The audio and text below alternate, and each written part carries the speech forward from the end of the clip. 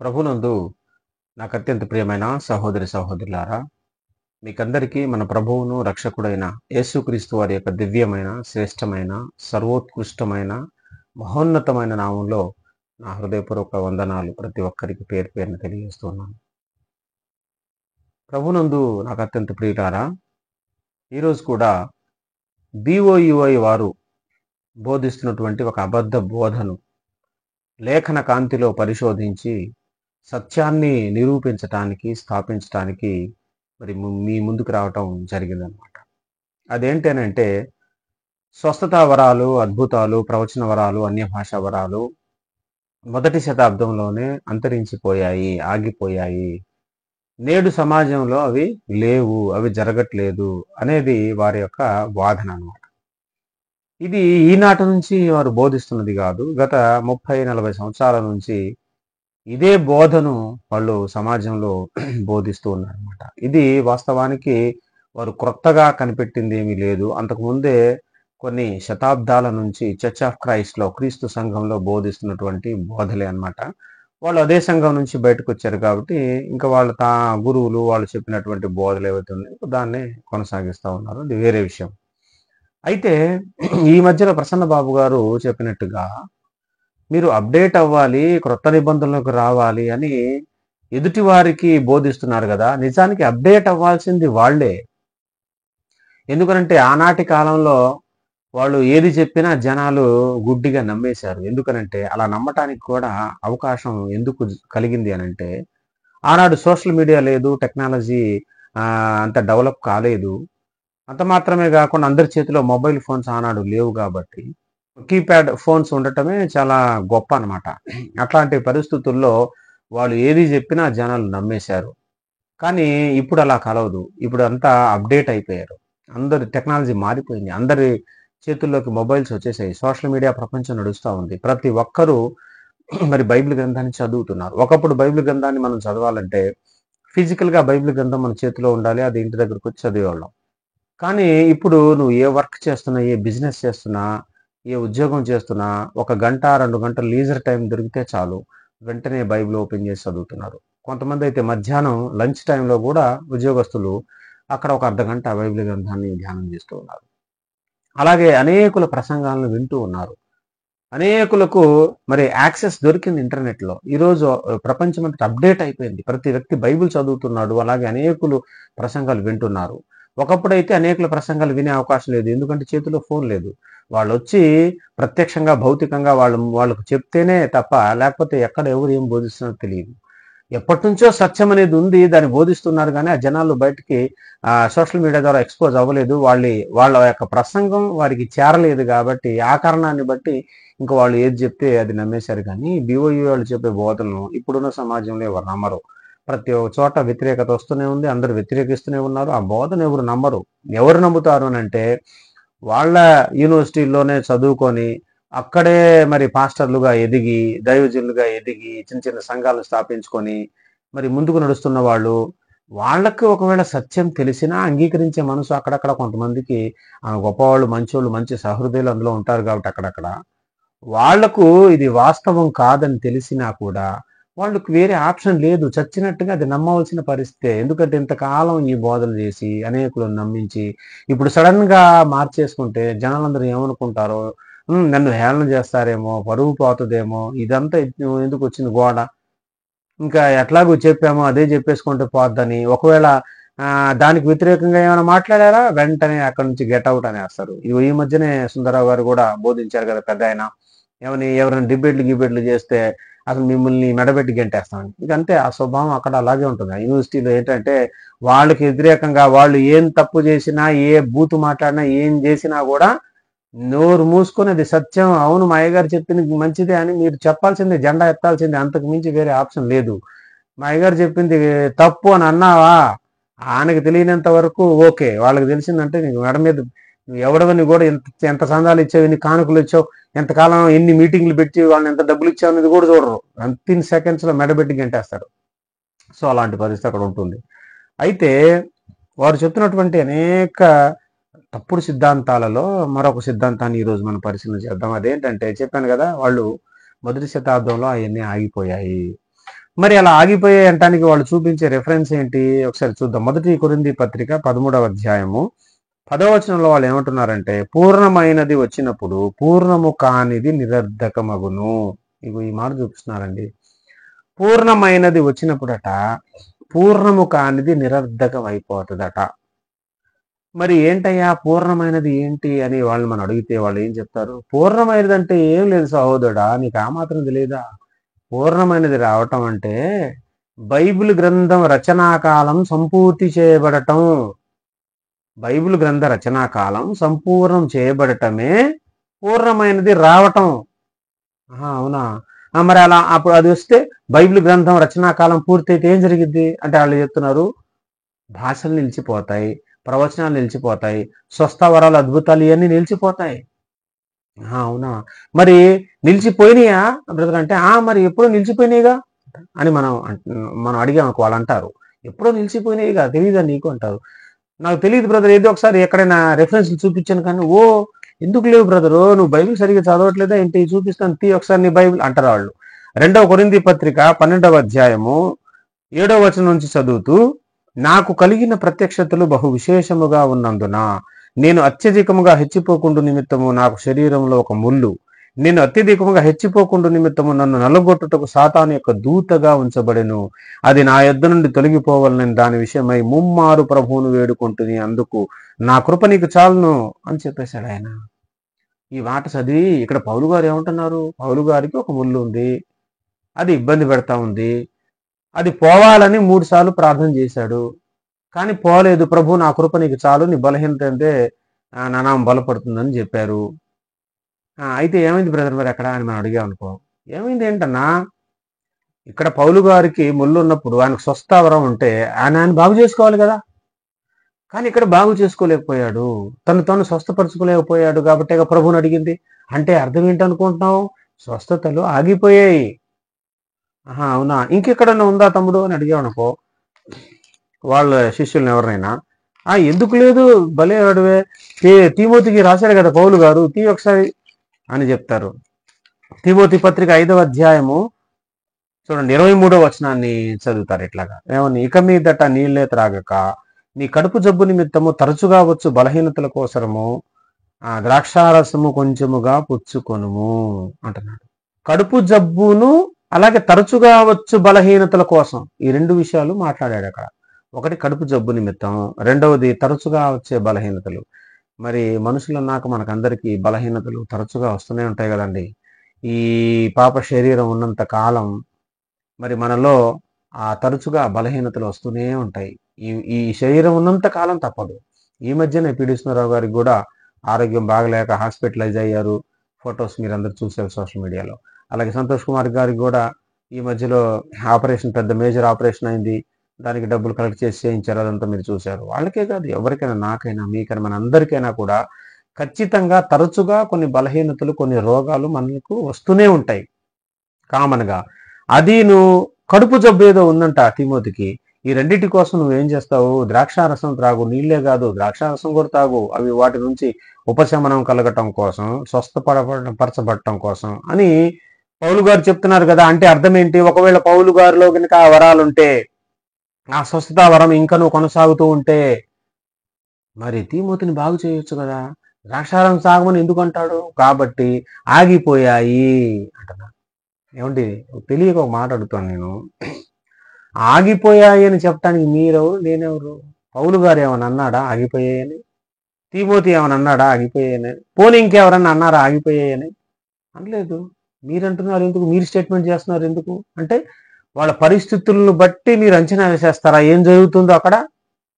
అంత గొప్పోళ్ళ మీరు అంటే లేఖనాల్లో ఒకటి యాడ్ చేసేస్తారా? ఏమి కలపొద్దు, ఏమి తీసేయొద్దు అని చెప్పిన బైబిల్ గ్రంథానికి ఒక స్టేట్మెంట్ యాడ్ చేసేస్తారా ఆగిపోయాయి అని? అంటే మీకు మీరు నిర్ణయం తీసుకుంటే సరిపోయిందా? మీకు అర్థమైతే సరిపోయిందా? బైబిల్ గ్రంథం చెప్పొద్దా? లేఖనాల్లో ఆధారం వద్దా? మీరు అడుగుతారు కదా ప్రతి దానికి, లేఖనంలో ఇలా ఎక్కడుంది, త్రిత్వం అనే లేఖనంలో ఎక్కడుంది, యేసు దేవుడని లేఖనంలో ఎక్కడుంది, నిత్యుడని ఇట్లాంటి అడుగుతారు కదా. మరి ఇది ఎక్కడుంది? పౌలు మీకు ఏమైనా చెప్పాడా? చెప్పలేదు. అయినా ఏం చెప్పేస్తున్నారు మీరు?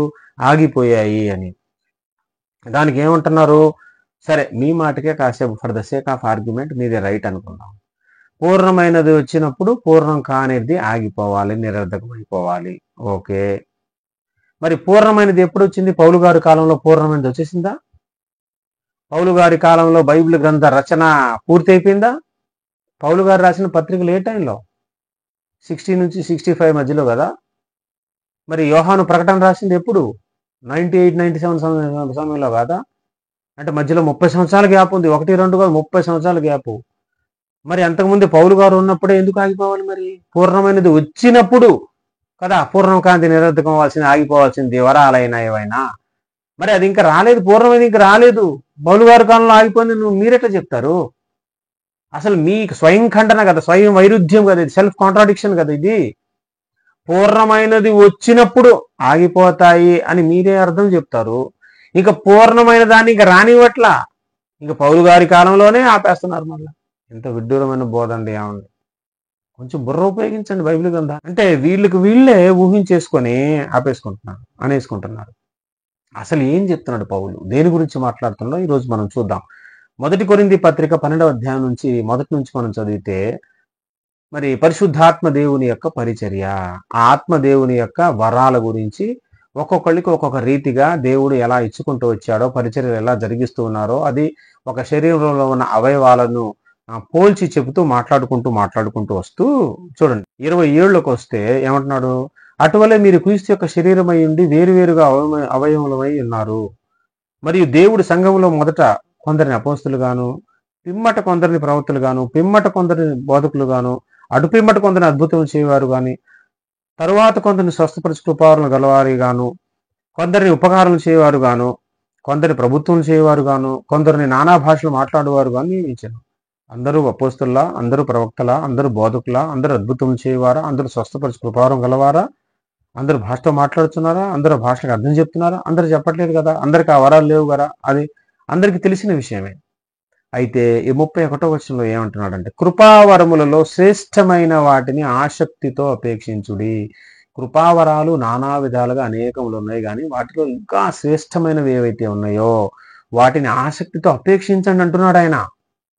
అంటూ ఇదియుగాక అంటే అర్థం ఏంటి? ఇది మాత్రమే కాకుండా అని. అంతేగాని అవి నిర్లక్ష్యం చేయటం, అవి వదిలేయమని కాదు. ఇదియుగాక సర్వోత్తమమైన మార్గం మీకు చూపుతున్నాను. ఏంటో తెలుసా? 13వ అధ్యాయం మొదటి నుంచి చెప్తున్నాడు. మనుషుల భాషతోనూ దేవదూతల భాషతో నేను మాట్లాడినాను, ప్రేమ లేని వాడినైతే మరొకటి కొంచెం గణగణలాడు తానున్న ఇందులో ప్రవచించు కృపావరం కలిగి మర్మం లేని జ్ఞానమంతా ఎరిగిన వాడినైనను, కొండలు పెకిలింపగల పరిపూర్ణ విశ్వాసం గలవాడినైనను, ప్రేమ లేని వాడినైతే నేను వ్యర్థుడను. బీదల పోషణ కొరకు నా ఆస్తి అంతా ఇచ్చినను, కాల్చబట్టుకు నా శరీరం అప్పగించినను, ప్రేమ లేని వాడినైతే నాకు ప్రయోజనం ఏమీ లేదు. ప్రేమ దీర్ఘకాలము సహించును, దయ చూపించును, ప్రేమ మత్సరపడదు, ప్రేమ డంబంగా ప్రవర్తించదు, ప్రేమ అది ఉప్పొంగదు, అమర్యాదగా నడవదు, స్వప్రయోజనం విచారించుకున్నదు, త్వరగా కోప్పడదు, అపకారం మనసులో ఉంచుకోదు, దుర్నీతి విషయమై సంతోషపడక సత్యమందు సంతోషించును, అన్నిటికి తాళుకును, అన్నిటికి నమ్మును, అన్నిటిని నిరీక్షించును, అన్నిటిని ఓర్చును. దేని గురించి మాట్లాడుతున్నారో తెలుసా పౌలు గారు? ఆ కృపావరాలు అన్ని చెబుతూ, అందరూ భాషతో మాట్లాడుతున్నారా, అందరూ ప్రవక్తలా, అందరూ అపోస్తలా అని చెప్తూ, ఇంత మాత్రమే కాదు, వీటిలో శ్రేష్టమైనది మీరు అపేక్షించండి, ఆసక్తితో అపేక్షించండి. అంత మాత్రమే కాకుండా సర్వోత్తమమైన మార్గం ఏంటంటే ప్రేమ. ప్రేమ ప్రేమ కలిగి ఇదిగో ఈ వరాలన్నీ అపేక్షించండి. ప్రేమతో ఈ వరాలన్నీ ప్రజ్వరింపజేయండి. ప్రేమ కలిగి, మొట్టమొదటిగా ప్రేమ కలిగిన వారై ఇవన్నీ కలిగి ఉంటే ఆ పరిచర్య అద్భుతంగా ఆశీర్వదింపబడుతుంది, అభివృద్ధి చెందుతుంది, అనేకులు ఆశీర్వదింపబడతారు, ఫలవంతంగా ఉంటుంది. అంతేగాని ప్రేమ లేకుండా, అసలు మూలమైన ప్రేమ లేకుండా మీరు ఎన్ని వరాలు కలిగి ఉన్నా అది వ్యర్థమే అని ప్రేమకు పెద్ద పీట వేస్తూ అక్కడ పెద్ద ప్రసంగాన్ని చేస్తున్నారు పౌలు గారు. అక్కడ ప్రేమ గురించి చెప్తున్నాడు. ఎన్ని వరాలున్నా, భాషల వరం ఉన్నా, మర్మాలన్నీ తెలిసినా, ఎంత జ్ఞానం ఉన్నా, కొండలను పెగిలించే విశ్వాసం ఉన్నా, ప్రేమ లేకపోతే వ్యర్థుడని, బీదల పోషణ కోసం నా ఆస్తి అంత ఇచ్చేసి నా శరీరం అంతా కాల్ చేసుకున్నా ప్రేమ నాలో లేకపోతే ప్రయోజనం. ఎందుకని ప్రేమ గురించి ఇంత మాట చెప్తున్నాడు? ప్రేమ దీర్ఘకాలము సహించును, దయ చూపించును, మత్సరం ఉండదు, డంబం ఉండదు, అమర్యాద నడుచుకోవద్దు, ఏమండి స్వప్రయోజనాన్ని విచారించదు, త్వరగా కోప్పడదు. ఇవన్నీ శుభలక్షణాలు ప్రేమలో ఉంటాయి. అందుకు నువ్వు ప్రేమ కలిగి ఆ వరాలు కలిగి ఉంటే అది ఎంత బాగా యూజ్ అవుతాయో తెలుసా? ఎదుటివారిని మేలును కోరి, ఎదుటివారి క్షేమాభివృద్ధి కోసం ఆ వరాలను ఉపయోగించే అవకాశం ఉంటుంది. నీలో స్వార్థం ఉండదు, డంబం ఉండదు. ఎన్ని వరాలున్నా నువ్వు ఉప్పొంగవు. ఎందుకంటే నీలో ప్రేమ ఉంది కాబట్టి ప్రేమ నిన్ను ఉప్పొంగనివ్వదు. నువ్వు అమర్యాదగా నడుచుకోవు. నాకేంటి, నాకు ఇన్ని వరాలు ఉన్న భక్తుని వాడెంత ఆఫ్టర్ ఆల్ అనే మనసు నీకు రాదు. ఎందుకంటే ప్రేమ ఉంటుంది కాబట్టి. ప్రేమ కలిగి ఈ వరాలన్నీ నువ్వు కలిగి ఉండటం వల్ల అది సంఘానికి ఎంతో క్షేమాభివృద్ధిని కలుగు చేస్తుంది.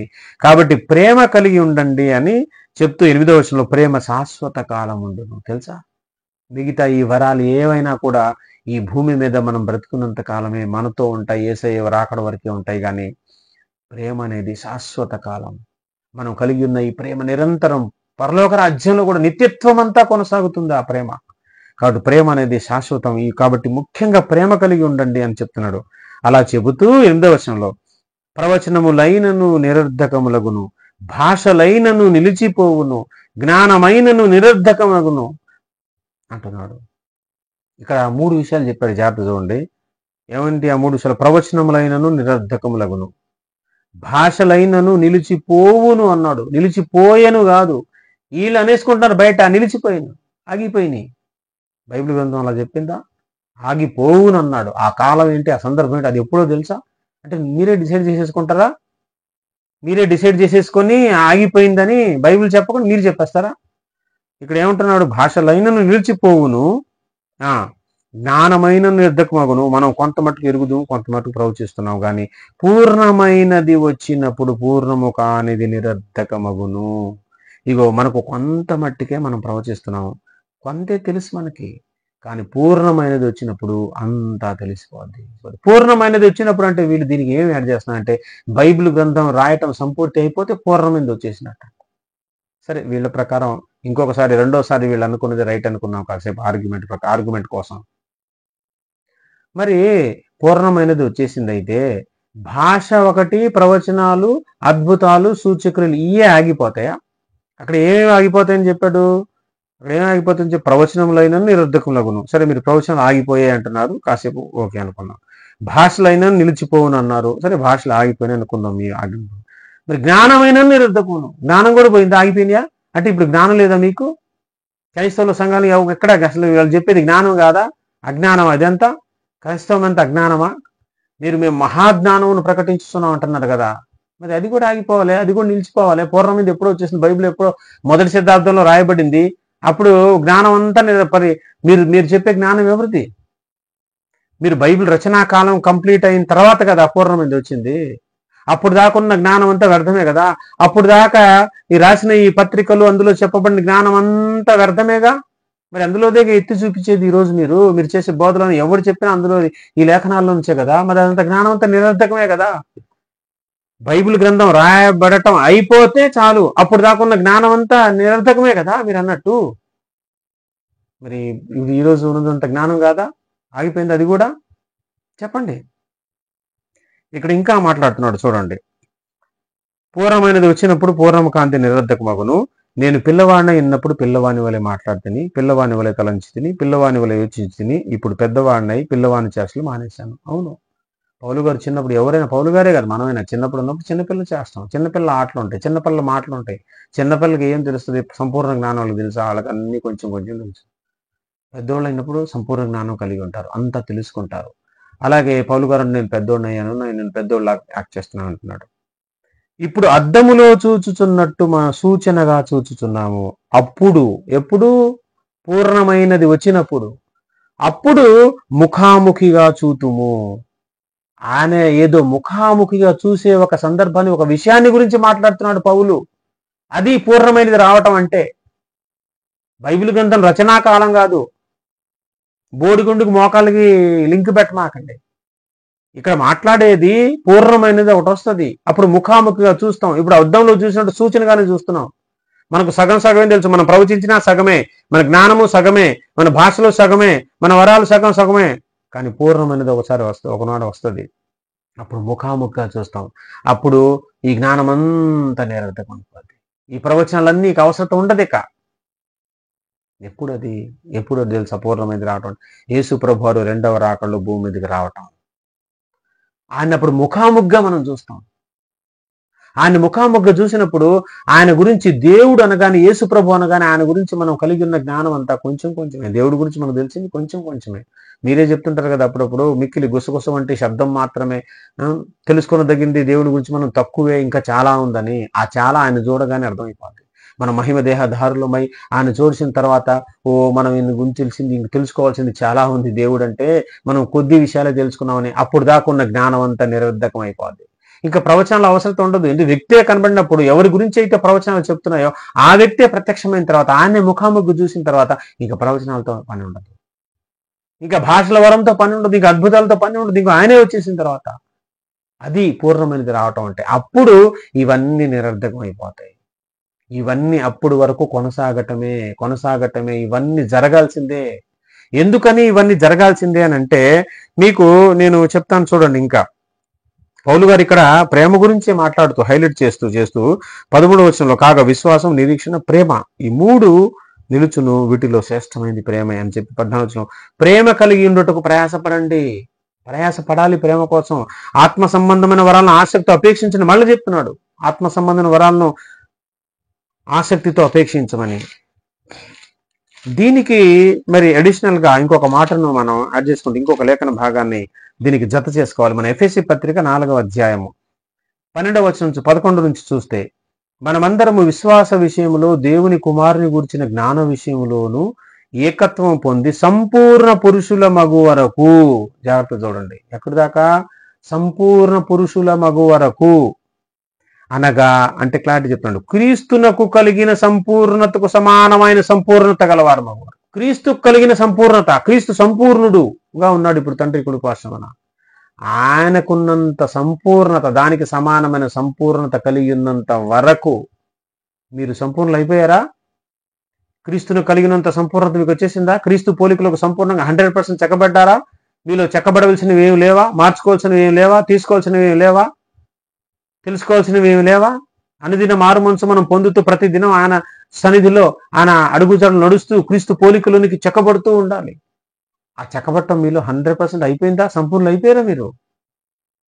అలా ఎప్పుడు దాకా జరుగుద్ది మనలో ఈ చెక్కడపు పని? అనేక ప్రసంగాలు, ప్రతి ప్రసంగం ఒక ఉలి అయి, ఒక సుత్తి అయి మన జీవితాన్ని చెక్కుతుంది క్రీస్తు పోలికలోనికి. ఈ చెక్కడపు పని ఎంతకాలం ఉండాలి తెలుసా? మనం బ్రతికున్నంత కాలమే కదా, యేసయ్య వచ్చేంత కాలం ఈ సంఘానికి ఈ ప్రక్షాళన, ఈ మంగళ స్నానం జరుగుతూనే ఉంటుంది. ఈ ఉదక స్నానం, వాక్యంతో ఉదక స్నానం జరుగుతూనే ఉంటుంది యేసు ప్రభు వారు తిరిగి వచ్చేంత వరకు. ఎందుకంటే ఇప్పుడు ఎవ్వరు సంపూర్ణులు కారు. అందుకనే అలా ఆ సమానమైన సంపూర్ణతను చదువుతున్నాం చూడండి. సంపూర్ణత కలవారమగు వరకు ఆయన ఇలాగు నియమించను. ఎలాగు నియమించను? ఆ నియామకం ఏంటో కింద చెప్తున్నాడు. పరిశుద్ధులు సంపూర్ణులగునట్లు క్రీస్తు శరీరము క్షేమాభివృద్ధి చెందుటకు, క్రీస్తు శరీరం అంటే సంఘం, అది క్షేమాభివృద్ధి చెందుటకు, పరిచర్య ధర్మము జరుగుటకు ఆయన కొందరిని అపోస్తులుగా, కొందరు ప్రవక్తలుగా, కొందరు సువార్తులుగా, కొందరు కాపురులుగా, కొందరు ఉపదేశులుగా నియమించాడు. ఈ నియామకం, ఈ ధర్మం ఎందుకు జరిగింది? ఆయన ఇలాగున చెప్తున్నాడు చూడండి. అక్కడ ఆయన ఇలాగ నియమించాడు. ఏమని నియమించాడు? సంఘంలో కొంతమంది వ్యక్తులను ప్రవక్తలుగా, కొందరిని అపోస్తులుగా, కొందరిని కాపురులుగా, కొందరిని సువార్తికులుగా, కొందరిని ఉపదేశకులుగా ఆయన నియమించాడు సంఘంలో. ఎందుకని నియమించాడు? ఈ వ్యవస్థలన్నీ ఎందుకు సంఘంలో? వీళ్ళ పరిచర్య ఎందుకు అనంటే, 1 సంఘం క్షేమాభివృద్ధి పొందాలి, 2 పరిచర్య ధర్మము జరగాలి, 3 పరిశుద్ధులు సంపూర్ణులు కావాలి. పరిశుద్ధులందరూ సంపూర్ణతలోకి రావాలంటే ఇదిగో ఈ 5 అంచెలు లేదా 4 అంచెల అసువార్త పరిచర్య జరుగుతూ ఉండాలి. ఈ 4 అంచెల సేవా పరిచర్య జరుగుతుంది. 4-fold మినిస్ట్రీ అంటారు దీన్ని థియాలజీలో. ఈ 4-fold మినిస్ట్రీ అనేది జరుగుతూ ఉండాలి. ఎప్పుడు దాకా? సంఘం క్షేమాభివృద్ధి చెందుతూ ఉండాలి, పరిచర్య ధర్మం జరుగుతూ ఉండాలి, పరిశుద్ధులందరూ ఒకనాటికి సంపూర్ణులు కావాలి. ఈ పరిశుద్ధులందరూ సంపూర్ణులు అయ్యేంత వరకు ఇదిగో ఈ క్యాడర్స్ అన్ని పనిచేస్తూనే ఉంటాయి. ఈ అపోస్తుల పరిచర్య కొనసాగుతూ ఉండాలి, ప్రవక్తల పరిచర్య కొనసాగుతూ ఉండాలి, కాపరుల పరిచర్య కొనసాగుతూ ఉండాలి, ఉపదేశకులు సువార్తికుల పరిచర్య కొనసాగుతూ ఉండాలి. ఈ పరిచర్య ధర్మం జరుగుతూ ఉండాలి. ఎప్పుడు దాకా? అందరూ సంపూర్ణులయ్యేంత వరకు. ఇదిగో ఇదే మాట చెప్తూ కింద మళ్ళీ పసిపిల్లల గురించి చెప్తున్నా చూడండి. ఏమని చెప్తున్నాడు పౌలు 14, అందువలన మనమిక మీదట పసిపిల్లలమై ఉండి. అక్కడ కూడా మనం చూసాం కదా 1 కొరింథీ 13లో, నేను పసిపిల్లవాడై ఉన్నప్పుడు అట్లా చేసి ఆ మాట చెప్పిన తర్వాత అది ఎలా చెప్పాడు, ఇక్కడ కూడా అంతే చెప్తున్నాడు. మనం మాకు ఇక మీదట పసిపిల్లలమై ఉండి మనుష్యుల మాయోపాయం చేత వంచనతో తప్పు మార్గమున కుయుక్తో గాలి కొట్టుకోవడం కల్పింపడిన ప్రతి ఉపదేశానికి మనం అట్లా ఉండకూడదు, చెదిరిపోకూడదు అని చెప్తూ 15వ వచనంలో ప్రేమ కలిగి సత్యము చెప్పుతూ క్రీస్తు వలె ఉండుటకు మనం అన్ని విషయంలో ఎదుగుదాం. అక్కడ కూడా ప్రేమ గురించే మాట్లాడాడు, గుర్తుంది కదా మీకు. ఇక్కడ కూడా ప్రేమ కలిగి సత్యము చెప్పాలి. ఈ పరిచర్య ధర్మము, మరి అపోస్తలు ఉన్నారు, ప్రవక్తలు ఉన్నారు, ఉపదేశకులు ఉన్నారు అని అంటే వారి ద్వారా జరుగుతున్నటువంటి ప్రవచనాలు కానీ, స్వస్థతలు కానీ, అద్భుతములు కానీ, అన్య భాష వరం కానీ, వివేచన వరం, ఇవన్నీ జరుగుతూనే ఉండాలి. ఇంకొక విడ్డూరమైన సంగతి, వీళ్ళు ఏం చెప్తారంటే, వీళ్ళు ఆగిపోయినాయని చెప్పేది ఏంటి, ప్రవచన వరం ఆగిపోయిందంట, అన్య భాష వరం ఆగిపోయిందంట, ఏమండి ఇంకా స్వస్థతలు ఆగిపోయాయంట, అద్భుతాలు ఆగిపోయాయంట. వరాలు ఇవే కావుగా, మొత్తం 9 వరాలు ఉన్నాయి కదా అక్కడ. 1 కొరింథీ పత్రిక 12వ అధ్యాయంలో ఉన్న వరాలు ఎన్ని? 9. వీళ్ళు నిలిచిపోయి ఆగిపోయినది 4. మరి సగం ఆగిపోయి సగం ఉంటాం ఏంటి? ఆగితే అన్నీ ఆగిపోవాలా, కొనసాగితే అన్నీ కొనసాగాల. ఇదేం సూత్రం, ఇదేం లాజిక్, ఇదేం ఫార్ములా? ఏ థియాలజీలో ఉంది ఆ ఫార్ములా? ఒకేసారి చెప్పబడినటువంటి ప్రవచనాల్లో, ఆ వరాలలో కొన్ని ఏమో ఆగిపోయాయంట, వీళ్ళకి నచ్చినవి ఏమో ఆగిపోతాయి, వీళ్ళకు నచ్చని ఏమో ఉంటాయి. అక్కడ బుద్ధివాక్యం, జ్ఞానవాక్యం, వివేచన వాక్యం, ఇవన్నీ కూడా వరాలే.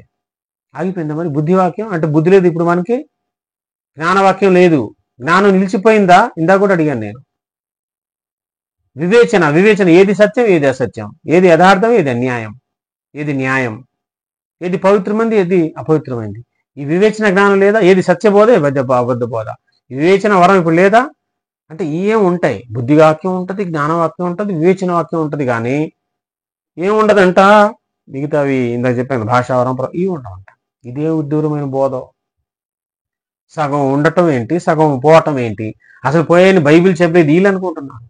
పూర్ణమైంది వచ్చినప్పుడు పూర్ణం కాంతి నిరర్ధమైపోద్దని వీళ్ళే చెప్పేసుకుంటా ఉంటున్నారు. ఎంత అబద్ధమైన బోధ అండి అసలు అది. పూర్ణమైనది రావటం అంటే యేసు ప్రభువు వారు రావటం. ఆయన చూసిన తర్వాత భాషలు నిలిచిపోతాయి, వాటి పనే ఉండదు. ప్రవచనాలు నిలిచిపోతాయి, వాటి పనే ఉండదు. జ్ఞానం కూడా నిరర్ధమైనది పనే ఉండదు. ఆయన చూసిన తర్వాత ఇంకా సంపూర్ణ జ్ఞానం వచ్చేస్తుంది. మనం కళ్ళారా చూస్తున్నాం కాబట్టి సంపూర్ణ జ్ఞానం, మహిమ దేహం వచ్చేస్తుంది. ఏమండి, అది సంపూర్ణతలోనికి రావటం అంటే, పూర్ణమైనది రావటం అంటే అది. ఇంకా ఈ పూర్ణమైనది రావటం కోసం వీళ్ళు కొన్ని మాటలు చెప్తున్నారండి. ఇంకేం మాట చెప్తున్నారంటే, మార్కు సువార్త 16వ అధ్యాయంలో 16వ అధ్యాయం 20వ వచనంలో వీళ్ళు ఈ మాట కూడా చూపిస్తున్నారండి. వారు బయలుదేరి వాక్యమంతటా ప్రకటించిరి. ప్రభువు వారికి సహకారుడై ఉండి వెనువెంట జరుగుచూ వచ్చిన సూచక్రియల వలన వాక్యమును స్థిరపరచుచుండెను. ఇక్కడ ఏం జరుగుతుంది? వాళ్ళు చేస్తున్న అద్భుత కార్యాలు, సూచక్రియల వలన వాక్యము స్థిరపడుచుండెను. అంటే ఏంటి? వాళ్ళు సువార్త చెప్తున్నారు, వాక్యం ప్రకటిస్తున్నారు. ఆ వాక్యం ప్రకటించి సువార్త చేసి దాన్ని నమ్మించడం కోసం వీళ్ళు చెప్తున్న మాట సత్యమే, ఎదుటివారు దీన్ని నమ్మాల్సిందే. వాళ్ళు నమ్మాలంటే ఏదో ఒక అద్భుతం, సూచక్రియ చేస్తే అమ్మో నిజమే కదా, ఈ అద్భుతం జరిగింది అంటే వీళ్ళు చెప్పిన మాట వాస్తవమే అన్నమాట అని వీళ్ళు చెప్తున్న సువార్తను స్థిరపరచటం కోసం అద్భుతాలు, సూచక్రియలు చేస్తే వీళ్ళు దేనికి లింక్ పెట్టారు? బ్రదరు, ఇక్కడ వాక్యం స్థిరపడుచుండెను అంటే అర్థం ఏంటో తెలుసా? బైబిల్ గ్రంథం రచన కొనసాగుతూ ఉందట.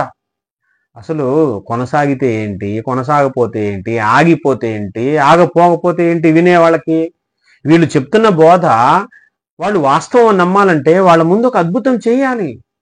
ఆ సూచక్రియను బట్టి వీళ్ళు చెప్తున్న మాటను వాళ్ళు నమ్ముతున్నారు వాస్తవం అని. దానికి బైబిల్ రాయబడటానికి ఏం సంబంధం అండి అసలు? అందుకే మోకాలకి బోడిగుండుకి మెలికేస్తున్నారని లింక్ పెట్టానని చెప్పడం. దాని అర్థం ఏంటి? ఆనాడు యేసుప్రభు వారి గురించి సువార్త, అందరూ అప్పుడున్న జనాలందరూ దేంట్లో ఉన్నారు? ధర్మశాస్త్రం కింద ఉన్నారు. మెస్సీయాని నమ్మలేదు, ఆయన సిలువ చంపారు. ఇప్పుడు ఆయన లేచాడని, ఆయన దేవుని కుమారుడని, ఆయన దేవుడే అని, మన కోసం దిగొచ్చాడని, మన కోసం ప్రాణం పెట్టాడని, ఆయనే మార్గమని, రక్షణని సువార్త చెప్పి నమ్మించాలంటే కొన్ని అద్భుతాలు, సూచక్రియలు చేయాలి. ఆ సూచక్రియలు చేసి దాన్ని స్థిరపరుస్తుంటే దీన్ని తీసుకెళ్ళి ఎక్కడ యాడ్ చేశారంటే గ్రంథం రచన జరుగుతా ఉందంట. ఇలాంటి ఇంకొక మాట కూడా ఇలాంటి దీనికి సపోర్టివ్‌గా ఇంకొక మాట మనం చదువుదాం. అపోస్తల కార్యముల గ్రంథం 14వ అధ్యాయంలో ఇక్కడ మనం చూస్తే ఇక్కడ పౌలు బర్నబాల సంగతి గురించి మాట్లాడుతూ 3వ వచనం. కాబట్టి వారు ప్రభువును ఆనుకొని ధైర్యముగా మాట్లాడుచు అక్కడ బహుకాలము గడిపిరి. ప్రభువు వారి చేత సూచక్రియలను అద్భుతములను చేయించి తన కృపావాక్యమునకు సాక్ష్యమిప్పించుచుండెను. ఇది అక్కడున్న మాట ఇక్కడున్న మాట ఒకటే. వాళ్ళంట సూచక్రియలు అద్భుతములు చేయించి వారి చేత తన కృపావాక్యమునకు సాక్ష్యం ఇప్పించుచుండెను. వీళ్ళు చెప్తున్న వాక్యానికి మాటలకు సాక్ష్యం ఏంటో తెలుసా? అక్కడ జరిగిన అద్భుతం సూచక్రియ. ఆ అద్భుతము ఆ సూచక్రియే సాక్ష్యం ఇస్తుంది వీళ్ళు చెప్తున్న బోధ సత్యం అని, వీళ్ళు చెప్తున్న మాటలు కరెక్ట్ అని. దేవుడు సాక్ష్యం ఇప్పిస్తున్నాడు తన కృపావాక్యానికి. అక్కడ కూడా అదే మాట. అక్కడ ఏం చదివాం మనం? సూచక్రియలు ప్రభువు వారికి సహకారుడై ఉండి వెనువెంట జరుగుచూచిన సూచక్రియలు వాక్యము స్థిరపడుచుండెను, తన కృపావాక్యమునకు సాక్ష్యం ఇప్పించుచుండెను. రెండు ఒకటే. ఏమిటి? తెలుగు కూడా రాకపోతే ఎలాగండి? ఇంగ్లీష్ రాదనుకో, సరే ఓకే అనుకుందాం. హిబ్రూ గ్రీకులు కూడా మాకు రావు, ఓకే అనుకుందాం. తెలుగుకి ఏమైందండి? తెలుగు కూడా స్పష్టంగా చదవడం రాదా? తెలుగు వ్యాకరణం సరిగ్గా తెలవదా? ఇంత స్పష్టంగా తెలుగులో ఉంటే దాన్ని వక్రీకరించి ఆగిపోయాయని బైబిల్ చెప్పకుండా పరిస్థితులను బట్టి వీళ్ళే అంచనాలు వేసేసుకుని ఆగిపోయాయని చెప్పేసుకుంటున్నారు. పోనీ ఆగిపోయాయి అనుకుంటే అదేమైనా పూర్ణమైంది వచ్చినప్పుడు వీళ్ళు అనుకున్న దానికే అక్కడ పొసగట్లేదు. పూర్ణమైంది ఇంకా రాలేదు, పౌలు గారి కాలాన్ని ఆపేసుకున్నారు. ఏమండి అంటే ఏమని అడిగితే ఒక్కటే ఎప్పటి నుంచో 30 సంవత్సరాలు చెప్తున్నటువంటి ఆ పాత మాటలే, ఆ పాత లాజిక్లే ఇంకా చెప్తా ఉన్నారు. ఇలాంటి స్వస్థత వరాలు ఉంటే అలాంటి బోధకుడు ఎవరున్నారు? ఎక్కడ జరుగుతుంది? మేము ఇది తీసుకొస్తాం, కోడి తీసుకొస్తాం. అన్నిలు అడిగినట్టే ఉంది ఇది. అన్నిలు కూడా ఏమడుగుతారు? మీ దేవుడు నిజమైన దేవుడు అయితే, స్వస్థపరిచే దేవుడు అయితే, సరే మనుషులు స్వస్థపరచరులే, మరి దేవుడన్నా స్వస్థపరిచారు కదా మీ మీ మీ లాజిక్ ప్రకారం. మరి వాడు కోడి పిల్లని తీసుకొచ్చి ముందు పెట్టి దీన్ని బతికించమంటున్నాడు. వాళ్ళు ఎట్ట అడుగుతున్నారు గుడ్డిగా? సహోదరులారు, మీరు అడిగేది కూడా గుడ్డివాదం లాగే ఉంది. ఒక అన్నిలు అడుగుతున్నట్టే ఉంది. ఎవరు ఉంటే దమ్ముంటే చేయమనండి అంటే సవాళ్ళ మీద చేసేదే. అది విశ్వాసాల మీద ఆధారపడి ఉంటుంది. ఎంత వరం ఉన్న వ్యక్తి అయినా వరం ఉన్నంత మాత్రం 24 గంటలు స్వస్థత జరగదు. పౌలు గారి విషయంలో నువ్వు అక్కడ అర్థం చేసుకోవాల్సింది ఏంటంటే వరం ఉన్నా కూడా అన్ని సందర్భాల్లో అది వర్కౌట్ అవ్వదు. అది అక్కడ అవసరత ఉంటే దేవుని చిత్తమైతేనే జరుగుతుంది. వరం ఉన్నంత మాత్రం 24 గంటలు వచ్చిన వాళ్ళ బాగు చేస్తారని కాదు. యేసుప్రభు వారి కాలంలో అనేక మంది గుడ్డివారు, కుంటివాళ్ళు ఇంకా ఆ దేశంలో ఉన్నారు. ప్రతి ఒక్కరిని ఇంటింటిని స్వస్థపరచలేదు ఆయన. సందర్భాన్ని బట్టి, అవసరాన్ని బట్టి కొంతమందినే స్వస్థపరిచాడు.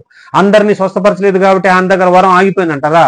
యేసుప్రభు వారి దగ్గర కూడా మీరు ఇప్పుడు తిమోతిని బాగు చేయలేదంటే అక్కడ సందర్భాన్ని బట్టి జరుగుతుంది. అది బాగు చేయలేదు కాబట్టి మీరు మిమ్మల్ని మీరే అనుకుని ఆగిపోయి అనుకుంటారా? ఇప్పుడు వాళ్ళందరి దగ్గర 24 గంటలు జరుగుతుంది. అవసరాన్ని బట్టి జరుగుతుంది అది. ఇంకా అలాంటి వ్యక్తులు ఎవరు కనపట్లేదు కాబట్టి ఇక అదేనా మీకు బేసు? అదేనా మీకు ఆధారం? బైబిల్లో లేఖనాల్లో అవసరం లేదా? కాబట్టి ఇవన్నీ మాటలు మాట్లాడుతూ పరిశుద్ధాత్మ దేవుని దూషణకరంగా మాట్లాడు, ఇవన్నీ బైబిల్ వక్రీకరణ, ఇవన్నీ వక్రీకరించడం ఇవన్నీ కూడా. కాబట్టి దయచేసి ఇకనైనా మారండి, మార్చుకోండి, బోధ మార్చుకోండి. ఇలాంటి అబద్ధ బోధలు ఉంటే ప్రియులారా నరకానికి వెళ్ళిపోతారు, విశ్వాసం చెడిపోద్ది. వినే వాళ్ళందరూ చాలా జాగ్రత్తగా. అందుకే ప్రతి ఒక్కరికి పర్సనల్ బైబిల్ స్టడీ ఉండాలి. ఎవరు ఏం చెప్తున్నారు అది తెలుసుకోవాలంటే నేను చెప్పినా ఎవరు చెప్పినా మీరు గుడ్డిగా ఏది నమ్మటానికి వీల్లేదు. బైబిల్ గ్రంథాన్ని చూడండి, బైబిల్ గ్రంథాన్ని చదవండి. మీ ఒరిజినల్ స్టడీలు కూడా ఆ పర్సనల్ స్టడీలో కూడా ఆలోచించండి. వాళ్ళు చెప్పింది మేము చెప్పింది పక్క పక్కన పెట్టండి. మీరు కూడా సొంత బైబిల్ స్టడీ చేయండి. మీకు పరిశుద్ధాత్మ దేవుడు ఎలాగనిపిస్తే అది నమ్మండి. ఇబ్బంది మీరు ఏది నమ్మినా మేమేం చేసుకోలేము, ఎవరు ఏం చేసుకోలేము, ఎవరి కర్మ వాళ్ళది. కానీ సత్యాన్ని నమ్మాలి. అందుకే గుడ్డిగా ఏది నమ్మొద్దు. పెద్దోళ్ళు చెప్తే రైట్ అయిపోవు, చిన్నపిల్లలు చెప్తే చిన్న వయసులో వాళ్ళు చెప్పినంత మాత్రాన నువ్వు చెప్పేంత తోడుగా అని నువ్వు అట్ట బ్యారేజ్ చేసుకుంటే కనీసం బైబిల్లో ఆ మాత్రం నాలెడ్జ్ లేకుండా మాట్లాడితే నీకు మనం ఏం చేయలేము. పెద్దోళ్ళు చెప్తేనే రైట్ అవుతుంది, చిన్నోళ్ళు చెప్తే చిన్నోళ్ళు అంటే నేనేం చిన్నపిల్లోని కాదు. నేను గత 25 సంవత్సరాల నుంచి సువార్త చెప్తున్నా, పరిచయం చేస్తున్నా. మా గ్రామంలో ఎవరు ఇంటింటికి వెళ్ళినా చెప్తారు. ఎన్నో వందల వేల గృహాల్లో వాక్యం చెప్పిన వ్యక్తి నేను. నేను ఏదో ఏం తెలియకుండా కొంతమంది ఆ కామెంట్ చేసేవాళ్ళు మరీ హీనంగా దారుణంగా మాట్లాడుతా ఉన్నా, అన్నిళ్ళు మాట్లాడినట్టు మాట్లాడుతున్నారు. మారు మనసు లేని వాళ్ళందరూ కామెంట్లు పెడతా ఉన్నారు. నువ్వు అంత గొప్పోడివా, నువ్వు ఎప్పుడు మాకు కనబడలేదా? కనబడటం అంటే ఏంటి? ఎవరి పరిచయాలు చేసుకుంటారు. అందరూ వచ్చి అట్లా ఎక్స్పోజ్ అయితేనే ఆ వ్యక్తులు ఉన్నట్టు కాదు కదా. పెద్దోళ్ళనే చెప్తావా, ఎదిరిస్తావా అంటే ఎందుకు? పెద్దోళ్ళని ఎదిరిస్తాం ఏంటి? వాక్యం ఏం చెప్తుందో అది మాట్లాడతారు గానీ, పెద్ద చిన్న ఏముంటది ఇక్కడ? పెద్దోళ్ళని రెస్పెక్ట్ ఇస్తాం, గౌరవిస్తాం. వాళ్ళని ఎంతగా అభిమానిస్తాం. ఏంటి వాళ్ళ ముందు చేతులు కట్టుకొని కూడా నించుంటాం. మోకాళ్ళ మీద కూడా నించుంటాం. తప్పే ఉంది, పెద్దల్ని గౌరవించమని బైబిల్ గ్రంథం చెప్తుంది. అంతేగాని వాళ్ళు చెప్పిందల్లా గుడ్డిగా అందుకే ఈ దురభిమాన పాపం అనేది చాలా డేంజరు. అది నరకాన్ని నడిపిస్తుంది. అభిమానించండి, తప్పులేదు. వాళ్ళ పరిచయంలో వాళ్ళతో ఉండండి, అనుసంధానమై ఉండండి. ఇబ్బంది ఏం లేదు గానీ, సత్యం మాత్రం నమ్మాలి. అబద్ధం ఉన్నప్పుడు ప్రశ్నించాలి. మీరు కూడా ప్రశ్నించండి. వాళ్ళు ఏం చెప్తారో చూడండి. గెంటేస్తారో, ఆన్సర్ చేస్తారో. అంతేగాని చెప్పిన వాళ్ళ మీద దయచేసి దూషించమాకండి. మారండి. మనం మనం బైబిల్ గురించి ముందు ఎదుటోళ్ళని క్వెషన్ చేయాలి. ఏదైనా కరెక్ట్ చేయాలంటే ముందు మనం మన బ్రతుకులు మారాలి గదా! మన మాటలు మారాలి గదా! అసలు బూతులు కొంతమందయితే ఏం కామెంట్ పెడుతున్నారంటే, ఒక అన్యుడు గూడా అంత ఘోరంగా మాట్లాడడు. ఆ! వాడు, వీడు, రాగి అని ఏదేదో పిచ్చి మాటలయన్నీ. నోటికి మారు మనసు లేదు, కళ్ళకు లేదు, హృదయానికి లేదు, చెవులకు సున్నతి లేదు. అసలు మారలేదు. సగం సగం ఉన్నారు. మీరు ఈ సత్యాన్ని తెలుసుకోండి, సత్యాన్ని నమ్మండి. మీ పర్సనల్ బైబిల్‌లో గూడా చదవండి. నిర్ణయం మీరే తీసుకోండి. ఎవరికీ బలవంతం లేదు. సత్యం చెప్పటం మన బాధ్యత. నమ్ముట, నమ్మకపోవటం నమ్మితే బాగుపడేది నువ్వు, నమ్మకపోతే నష్టపోయేది నీవు. కాబట్టి దేవుడు ఈ మాటలు మన వినికిడిలో దీవించి ఆశీర్వదించును గాక.